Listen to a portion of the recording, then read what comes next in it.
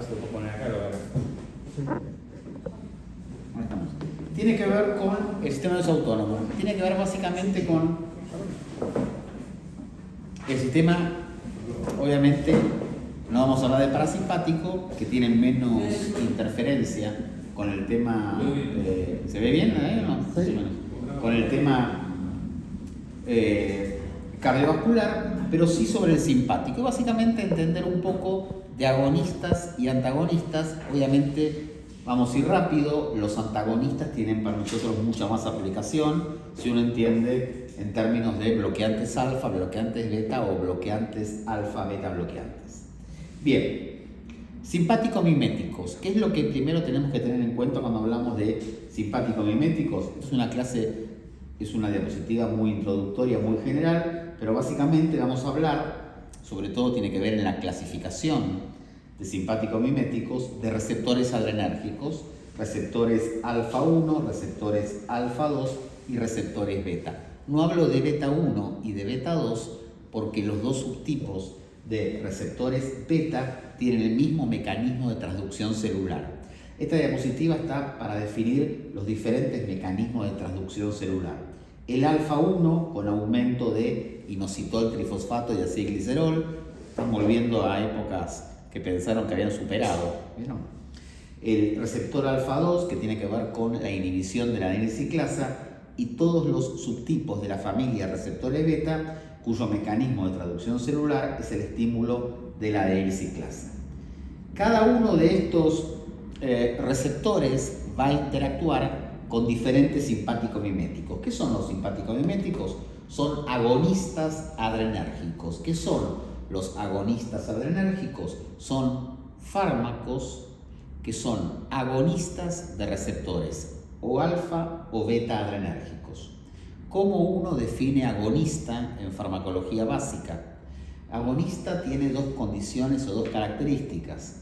Es un fármaco que tiene afinidad por el receptor, tiene mucha afinidad por el receptor, y es un fármaco que tiene actividad intrínseca, es decir, después de formar un complejo droga-receptor, se genera una acción farmacológica.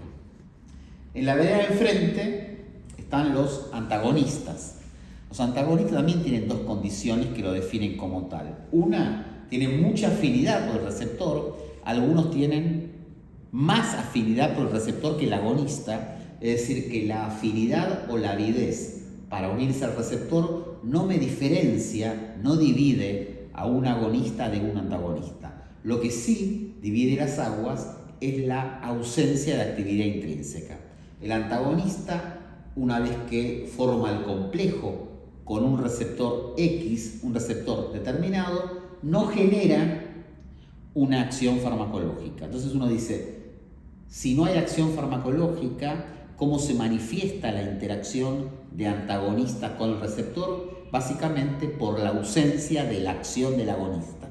Es decir, ¿cuál es, siempre ponemos el ejemplo, cuál es la acción de un alfa bloqueante o cuál es la acción de un beta bloqueante? Es la ausencia del agonista alfa o del agonista beta. Por eso digo, es importante entender que el antagonista tiene igual de afinidad por el receptor, pero no tiene actividad intrínseca. Esto es cuando hablamos en farmacología básica de agonista puro o agonista completo y de antagonista puro. Pero en el medio, si uno se pone un poquito más fino, aparece el concepto, la idea de agonista parcial. El agonista parcial es un fármaco que en ciertas condiciones se comporta como agonista completo y en ciertas condiciones se comporta como antagonista. ¿Sí? Entonces, un agonista parcial o dualista competitivo, también se llama así, es uno que está en el medio. ¿Está bien? A lo mejor, la mejor definición podría ser el acebutolol para la farmacología cardiovascular. Acebutolol es un beta bloqueante, está claro, pero es un beta bloqueante que se llama con actividad simpático-mimética intrínseca. Lo vamos a ver en la clasificación. ¿Esto qué quiere decir? Quiere decir que es un beta bloqueante agonista parcial.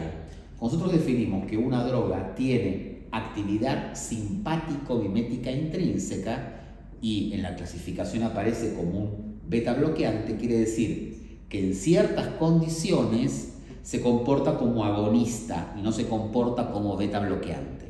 Entonces uno debiera pensar, ¿para qué le voy a indicar yo a un paciente un beta bloqueante si ese beta bloqueante no es tan beta bloqueante? Si yo pienso que ese paciente se va a beneficiar con un beta bloqueante, ¿por qué voy a pensar en un fármaco más intermedio, está más en el medio que en el extremo de los bloqueantes beta adrenérgicos? Una de las características de los beta bloqueantes con actividad simpaticomimética intrínseca es la posibilidad de generar menos bradicardia en reposo. ¿Por qué? Porque en reposo el agonista endógeno es menor, por lo tanto, este beta bloqueante se comporta como agonista parcial. ¿Se entiende? Entonces, pues si no, no entiendo. Yo quiero que ese receptor lo ocupe una droga roja y utilizo una droga que es azul. No se entiende. Yo quiero un beta bloqueante, pero digo un beta bloqueante que a veces es estimulante el receptor beta. Básicamente por esto, estimula o no bloquea tanto cuando la condición basal adrenérgica es pobre.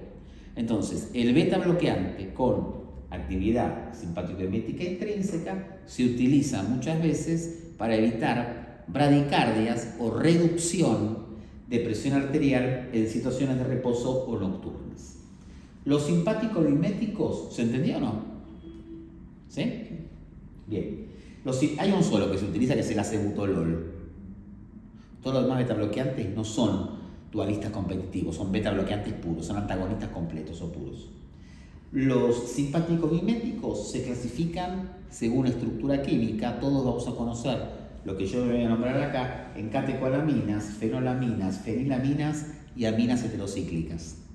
Todos vamos a conocer estas drogas. Catecolaminas, básicamente tenemos 4: noradrenalina, adrenalina, dopamina y isoproterenol. ¿Cuáles son las características distintivas en relación con sus receptores de noradrenalina, adrenalina, dopamina e isoproterenol? ¿En qué cosas se diferencian? Todas son catecolaminas, pero ¿en qué cosas se diferencian? La noradrenalina interactúa con alfa 1, alfa 2 y beta 1. Es decir, que la noradrenalina no va a interactuar con receptores beta 2. Característica distintiva que la separa de la adrenalina. La adrenalina tiene interacción con alfa 1, alfa 2, beta 1 y beta 2. Primera diferencia. Por eso en el malamático yo indico adrenalina, porque es un agonista beta 2, y no indico adrenalina porque no interactúa con receptores beta 2. La dopamina va a interactuar más allá de sus receptores propios o dopaminérgicos con alfa 1, beta 1 y beta 2. La dopamina no interactúa con los alfa 2. ¿Sí? Dopamina es alfa 1, beta 1 y beta 2. Es mucho más beta 1 que beta 2. Entonces uno se recuerda que la dopamina, que tiene una curva dosis-respuesta, donde a medida que yo aumento la dosis, la respuesta va a modificarse porque va a estar mediada, como lo dijimos ya, por diferente unión de diferentes receptores. Determinada concentración interactúa con receptores dopaminérgicos, en determinada concentración con receptores beta 1 y en alta concentración con receptores alfa 1. No están básicamente los receptores alfa 2 y obviamente beta 2 tiene mucha menor afinidad.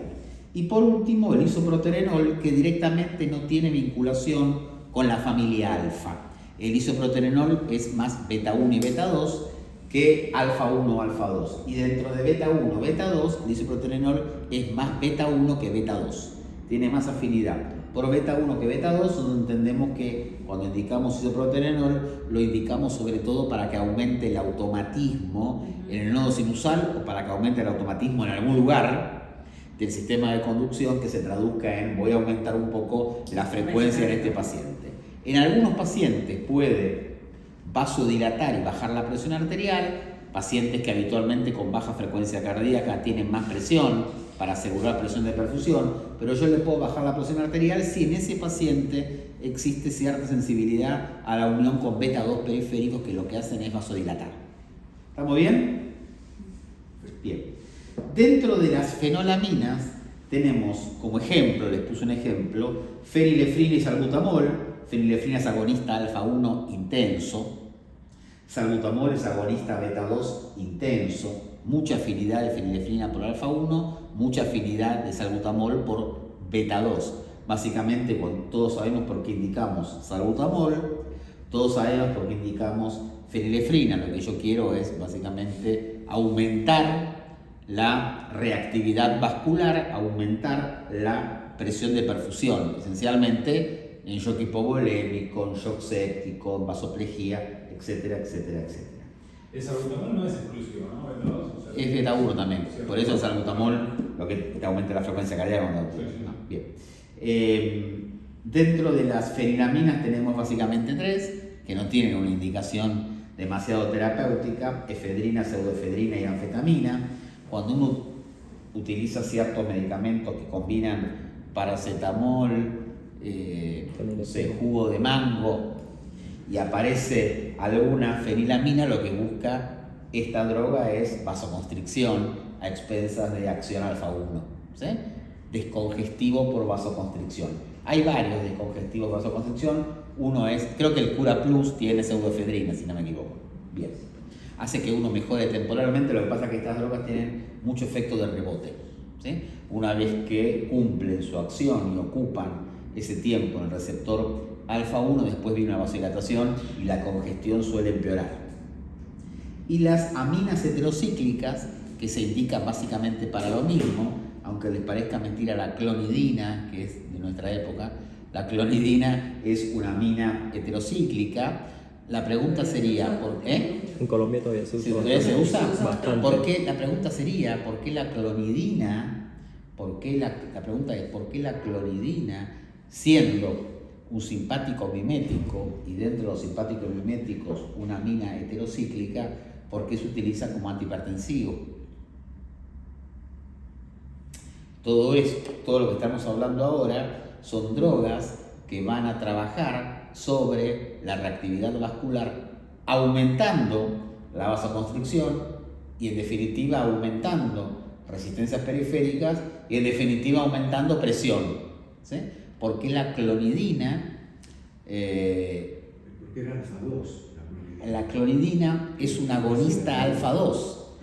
Es un agonista alfa 2. Al ocupar el receptor alfa 2, el alfa 2, que es presináptico, toma catecolaminas de la sinapsis y la saca del juego. Por lo tanto, funciona como vasodilatador, ¿sí? Es un efecto diferente, porque si fuese alfa 1, la clonidina aumentaría la presión, no la bajaría. ¿Para qué la utilizan en Colombia? Para la presión. Pero para la presión, ¿en qué Resistencia. circunstancia? Es resistente en pacientes. Resistente, posoperatorio, ese tipo de cosas, ¿no? Bien. Yo la utilicé mucho en la residencia en hipertensión secundaria, cirugía carotidia, en hipertensión secundaria a una, qué sé yo, un reemplazo valvular, a una CRM, es decir, cirugías centrales, cirugía de tórax. El catapresan, que acá no hay más ya. No. Bien. Algunas cosas de noradrenalina y de adrenalina interesantes que son claramente vinculadas a conceptos de farmacodinamia, pero que después en la vida real, porque lo bueno es a veces llevar de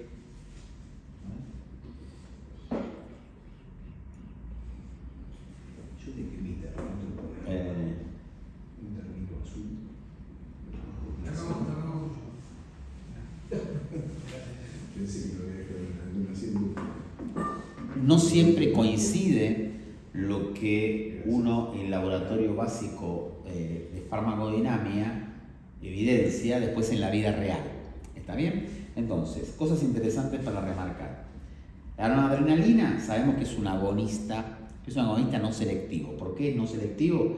Porque no tiene selectividad en términos de receptor, no es selectivo en materia de receptores. Habíamos dicho que era alfa 1, alfa 2 y beta 1 y que la nora, a diferencia de la adrenalina, no interactúa, no forma complejo con receptores beta 2. ¿Cuáles son, desde el punto de vista básicos en farmacodinamia, las acciones que uno va a encontrar con la frecuencia cardíaca, con la presión sistólica y con la presión diastólica cuando uno indica o cuando uno utiliza noradrenalina? Aumenta la presión diastólica Aumenta uno, ¿para qué la da? Muchas veces la da para aumentar la presión diastólica, para generar vasoconstricción. ¿Y por qué genera vasoconstricción? Porque tiene un estímulo alfa 1 importante. Esto uno lo hace sin pensar lo que está haciendo, pero cuando uno indica noradrenalina es para un paciente hipotenso, probablemente séptico, probablemente infectado, probablemente hipovolémico, probablemente un montón de consecuencias. Lo que yo quiero es aumentar la presión de perfusión tisular. El paciente no orina porque está hipotenso, polen nora. Juego con un arma de triple filo, ¿no? Porque si yo genero mucha vasoconstricción, también voy a comprometer el flujo tisular. Entonces, es aumentar la presión de perfusión sin comprometer demasiado el flujo tisular. ¿Qué pasa con la sistólica? La diastólica lo tenemos claro. ¿Qué pasa con la sistólica en términos de noradrenalina? Bueno, si interactúa con receptores beta 1, algo de incremento de la sistólica yo voy a obtener a partir del receptor beta 1. Pero acá empieza el juego interesante. ¿Qué pasa con la frecuencia cardíaca? La frecuencia cardíaca no va a acompañar muchas veces, no siempre, no va a acompañar muchas veces al incremento de la sistólica por efecto beta 1 y al incremento de la diastólica por efecto alfa 1. ¿Por qué? Porque como el efecto alfa 1 es tan importante, se genera una descarga colinérgica y esa descarga colinérgica vagal va a contraponerse con el beta 1 sinusal. Entonces, el incremento de la frecuencia cardíaca tiene una gran variabilidad interpaciente. Depende individualmente la respuesta del paciente, me refiero a la descarga sinusal, en relación al sistema parasimpático y al sistema simpático. Entonces, en algunos pacientes va a aumentar la frecuencia cardíaca acompañando por efecto beta 1 a la sistólica por efecto beta 1 y a la diastólica por efecto alfa 1, y en otros pacientes no va a aumentar demasiado. Algunos ensayos muestran que si yo inyecto rápidamente noradrenalina, la frecuencia cardíaca puede bajar por una descarga vagal masiva. Pero una cosa es la farmacología de laboratorio y otra cosa es el paciente que está en la cama 4. Bien.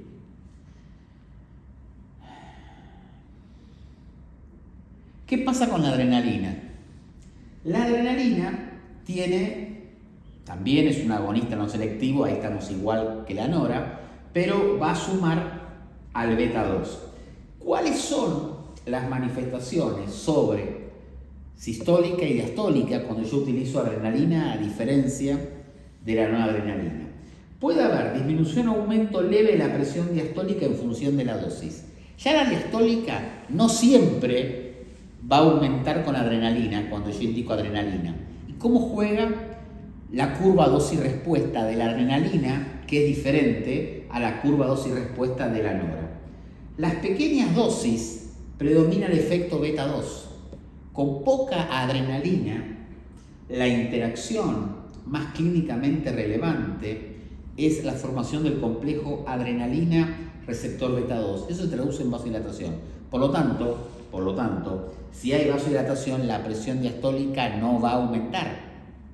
Dosis mayores estimulan tanto receptores beta 2 como alfa 1, pero habitualmente, a medida que yo aumento la dosis de adrenalina, van a ganar receptores alfa 1. Por lo tanto, como es un agonista más alfa 1 que beta 2, va a aumentar la presión en función de la dosis.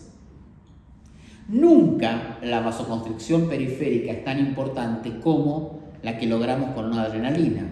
Como la interacción con alfa 1 periférico no es tan importante como la que tenemos con la nora, tampoco hay un reflejo tan marcado secundario a esa vasoconstricción a nivel vagal. ¿Se entiende? Esas son diferencias centrales entre noradrenalina y adrenalina. Obviamente, como es beta 1, va a aumentar la presión sistólica.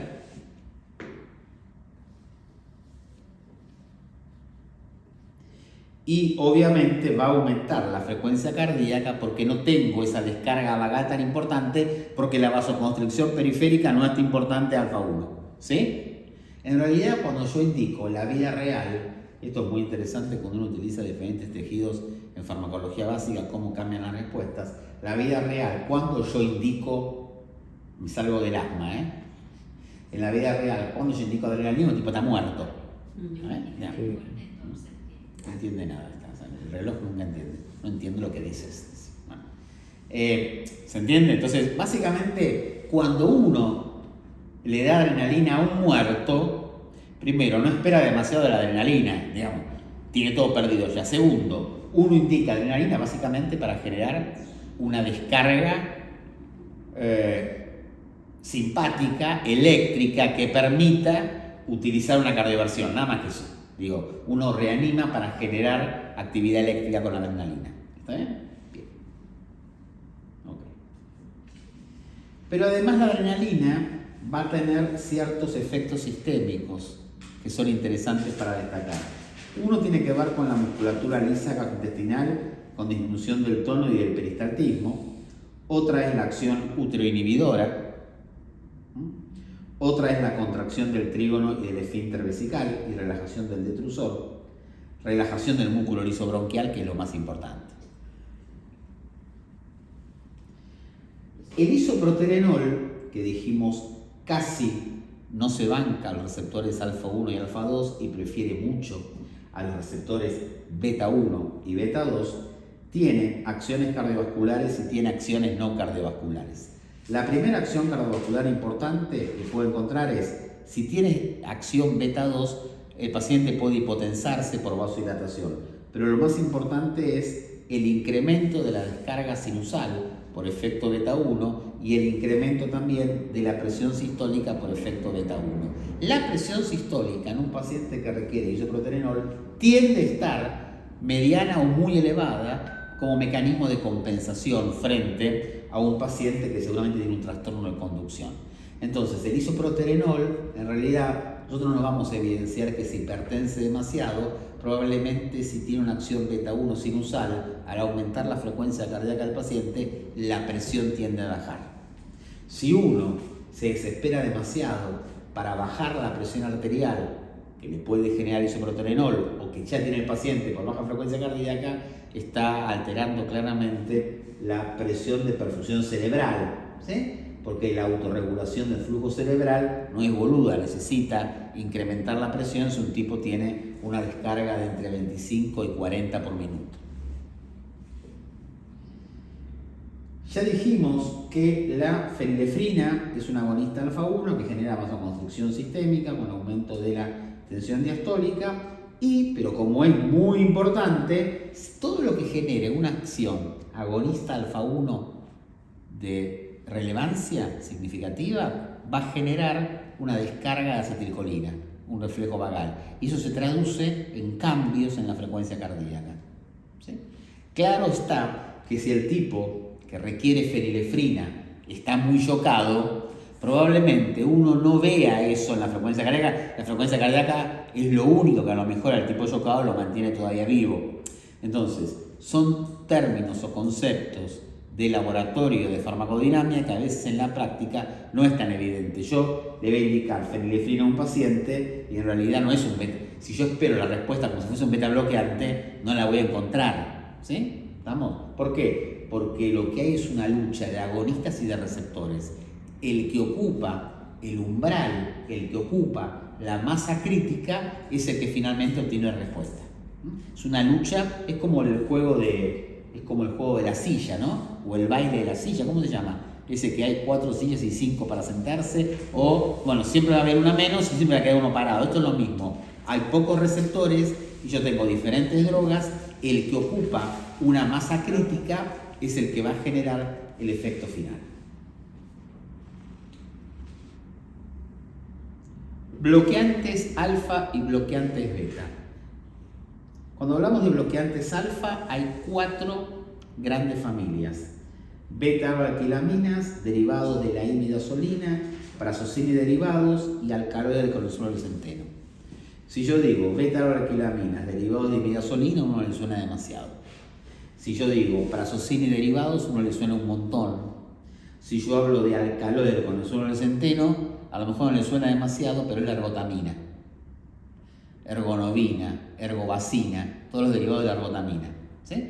Es muy loco, pero yo voy a generar vasoconstricción en la migraña con ergotamina y estoy dando un bloqueante alfa. ¿Por qué? Porque son agonistas parciales. Otro ejemplo de, a veces soy agonista, a veces no lo soy. Los dos ejemplos contrapuestos son el acebutolol como betabloqueante, que a veces se comporta como agonista, y los alcaloides, la ergotamina, que es un agonista, que es un antagonista, que también se comporta como agonista. ¿Está bien? Porque es un agonista parcial. Uno beta, el otro alfa. Bien. Es agonista parcial alfa 1. Es agonista parcial alfa 1. Por eso su vasoconstricción. Sí. Por eso cuando vos das un bloqueante alfa, obtenés vasoconstricción. Beta-alquilaminas y derivados de la imidazolina son drogas básicamente que se utilizan, son la fentolamina y la fenoxibenzamina, que se utilizan para el feocromocitoma, ¿sí? Beta-alquilaminas, la droga es la fenoxibenzamina, que se utiliza para el feocromocitoma. No tengo mucho que decir acá, vos buscás una hipótesis. Cuando el feocromocitoma, vieron que el feocromocitoma, cuando uno lo trata, muchas veces cuesta bajar la presión arterial en una crisis hipertensiva. Cuando el paciente continúa tomando la medicación y se aleja de esa descarga bestial suprarrenal, lo que vemos con la fenoxibenzamina es una hipotensión postural marcada. El tipo pasa de tener 220 a tener 110 fuera del episodio de la crisis. Básicamente lo que hacen son bloqueantes alfa 1, bloqueantes alfa 1 irreversibles, pero además, puntualmente la fenoxibenzamina tiene un bloqueo, es muy inespecífico, bloquea receptores serotoninérgicos, por eso me encontrar manifestaciones de bloqueo serotoninérgico, bloqueo histaminérgico y también bloqueo muscarínico. Se comporta como un anticolinérgico en muchos casos. Es mucho más bloqueante alfa 1 que bloqueante colinérgico, serotoninérgico e histaminérgico, pero tiene esas características. Es la droga de elección junto con la fentolamina hasta que se opera el paciente con el feocromocitoma. La fentolamina es igual, nada más que pertenece a otra familia, que son los derivados de la imidazolina. Es lo mismo, es igual a la fenoxibenzamina. ¿Qué diferencia hay? ¿Es un bloqueante alfa? Sí. La diferencia que es un poco más selectivo como bloqueante alfa 1, por lo tanto bloquea menos receptores para serotonina, receptores para histamina y receptores muscarínicos. Bloquea menos la fentolamina esos receptores que la fenoxibenzamina. En cuanto a la potencia sobre el bloqueo de receptores alfa es parecido.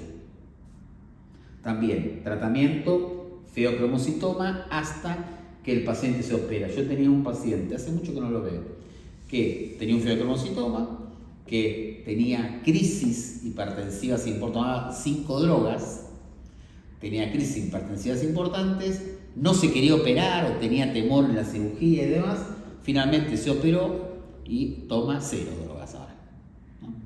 Lo que pasa es que el tipo fuera de la crisis estaba perfecto y no tenía tantas crisis, ¿está bien? Pero cuando tenía crisis internaba y terminaba con nitroprusiato, digamos. Entonces, claro, el tipo no tenía 3 crisis por año. Yo la mayoría de veces que lo veía en el consultorio el tipo estaba normo a hipo. Pero bueno, tenía antialdosterónicos, beta bloqueantes, vasodilatadores, un montón de cosas. Se operó y se acabó, no toma nada. Pablo, de hecho, cuando decís bloqueante alfa irreversible, ¿eso qué quiere decir? ¿Que es hasta que se reponen los receptores? O sea, sí, cuando es irreversible, siempre, está buena la pregunta, cuando es irreversible, siempre es porque se dan uniones covalentes con la droga y el receptor y como que se destruye, ¿sí? Yo siempre pongo el ejemplo para los chicos de pregrado, que son como los, que ahora está medio de moda lamentablemente, son como los talibanes, ¿viste? Que van con las granadas, se unen, rompen todo, también se rompen ellos, pero rompen todo, es decir, se une el receptor, yo me anulo, pero el receptor también.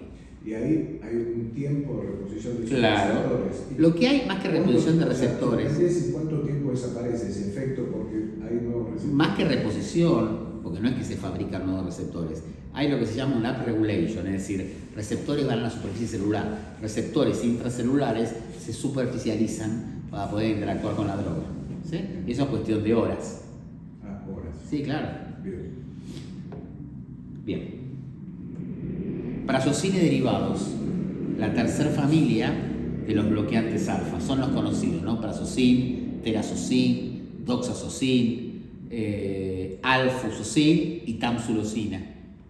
De todos, que son bloqueantes alfa-1 posinápticos con una alta selectividad por receptores alfa-1, la tamsulosina tiene un poco mayor afinidad por los receptores alfa del estroma prostático que por los vasos, que por el músculo liso vascular. Por lo tanto, desde el punto de vista clínico, la tamsulosina va a generar, desde el punto de vista clínico, la tamsulosina va a generar menos secundarismo vascular, lo que podemos decir menos hipotensión marcada o hipotensión ortostática, que es muy evidente con los otros. ¿Sí? Son drogas que mejoran mucho la presión en pacientes hipertensos, que se comportan como refractarios, pero cuando empiezan a tomar esta medicación, porque tienen hiperplasia prostática, por ejemplo, se regulariza bastante y uno puede modificar bastante la dosificación de las otras drogas. Son drogas que se indican más nocturnamente que en la mañana, básicamente porque entre 3 y 4 horas después de la toma es la concentración máxima en la sangre de cualquiera de estas. Los urólogos dicen que con tamsulosina los pacientes se hipotensan menos, hay pacientes con tamsulosina también tienen síncopes o presíncopes, ¿sí? Depende con qué lo combinamos. La peor combinación de estas drogas es con betabloqueantes y con diuréticos. Lo que se ha visto que los viejos que menos toleran, digo viejos por el tema prostático, ¿no? Viejos que menos toleran a los bloqueantes alfa-1 son aquellos que combinan con diuréticos y básicamente que combinan con betabloqueantes. ¿Por qué? Porque la medida casi única en un tipo que hace ortostatismo es el reflejo simpático con aumento de frecuencia cardíaca, y este tipo lo tiene medio bloqueado ya. Sí, usted dio el ejemplo del adulto mayor que se paraba a medianoche a hacer pis. Claro, también y pasa se eso, sincopaba. ¿no? También, y ahora se usan muchos para la gente que tiene, para la gente en las viejas, con cariño lo digo, se indican a veces para la incontinencia. ¿Sí? Se indican para la incontinencia. O sea que a las viejas también se pueden hipotensar. Es muy loco, ¿no? Puede ser al revés de la indicación. Porque una vez ve tamsulosina en una mujer. Viene por ese lado.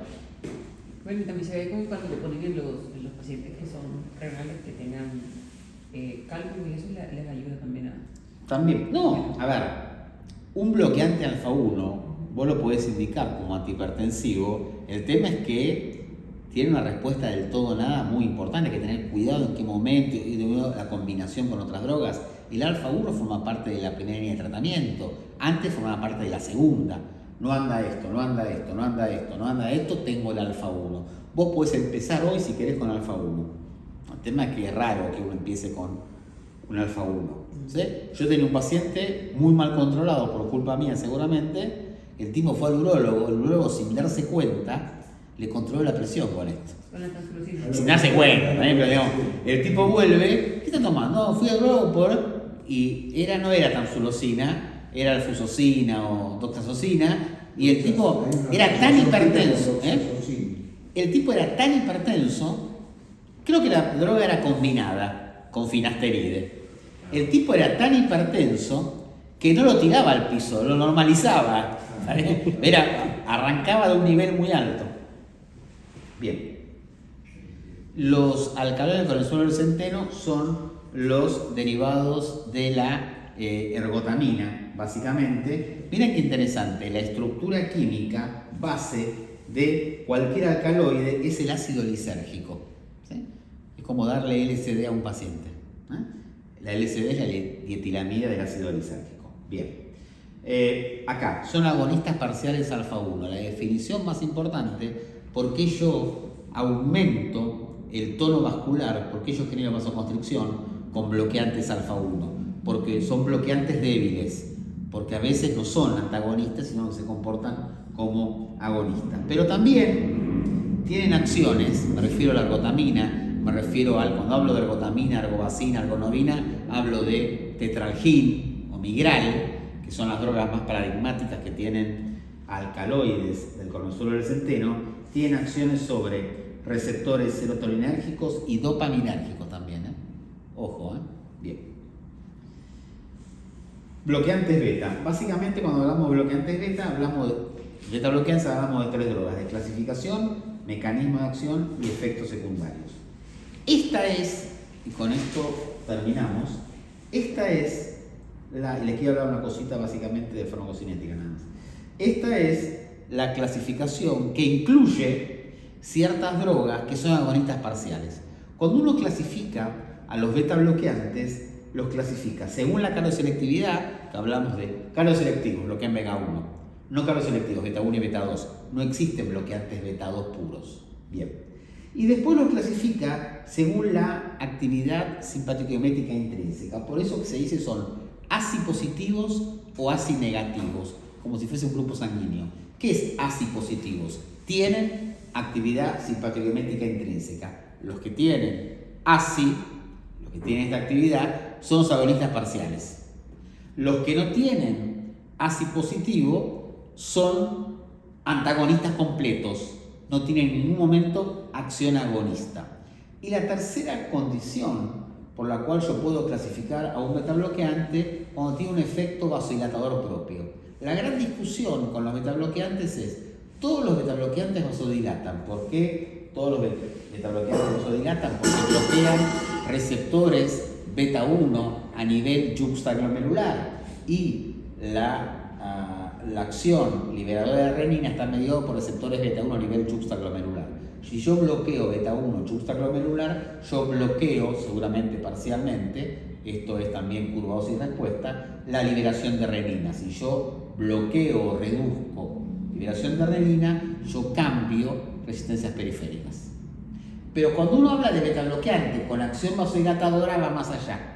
Básicamente hay 2 mecanismos grandes que explican la acción vasodilatadora. Uno es que sea un alfa-beta bloqueante. Ejemplo, el labetalol, ejemplo, el carvedilol. Labetalol y carvedilol forman parte de beta bloqueantes con acción vasodilatadora alfa. El carvedilol además genera vasodilatación periférica, pero tiene un ligero efecto bloqueante de canales de calcio. El carvedilol también es un pobre, pero es bloqueante de canales de calcio, tipo L a nivel vascular. El labetalol no, solamente es alfa-1 bloqueante. La característica importante del carvedilol, que el carvedilol, a pesar de lo que uno supone, es un beta bloqueante no cardioselectivo. El carvedilol es beta 1, beta 2, alfa 1, bloqueante cálcico. El otro que aparece en esta familia de acción vasodilatadora propia, es el nebivolol, porque el nebivolol, lo dijimos ya, está mediado por liberación de óxido nítrico, por estímulo del óxido nítrico sintetasa. Entonces, uno va a pretender con los betabloqueantes vasodilatadores, sobre todo, que tengan mayor acción sobre resistencias periféricas. Aunque uno sabe que los betabloqueantes bloquean la liberación de renina, hay algunos betabloqueantes que no se manifiestan clínicamente con una buena vasodilatación periférica, por eso están contraindicados en pacientes con enfermedad vascular. El otro punto es, todas estas drogas que, hay una excepción, que genera esta acción vasodilatadora periférica, que sean grandes betabloqueantes. Ni el labetalol, y mucho menos el carvedilol, bajan tanto la frecuencia cardíaca. Son bloqueantes beta 1, pero la acción o el efecto cronotrópico negativo no es tan marcado. No ocurre eso con el nebivolol. El nebivolol genera vasodilatación periférica, pero además es muy antiarrítmico, y básicamente porque tiene una acción antagonista muy marcada sobre el receptor beta 1 sinusal. Lo último que les quería decir tiene que ver con, que lo anuncio nada más y lo vemos el jueves, con cinética de orden 1 y cinética de orden 0. Cinética de orden 1 y cinética de orden 0.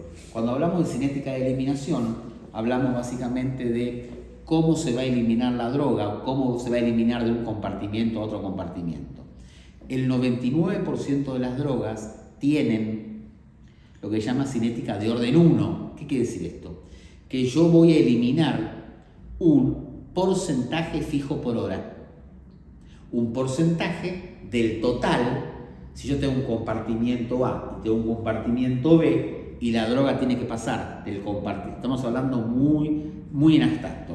Si yo tengo un compartimiento A y yo tengo un compartimiento B y yo sé que la droga X pasa del compartimiento A al compartimiento B, la mayoría de las drogas el pasaje es de orden 1. La cinética de pasaje, la cinética de eliminación es de orden 1. Es decir, pasa un porcentaje de lo que yo tengo en el compartimiento A.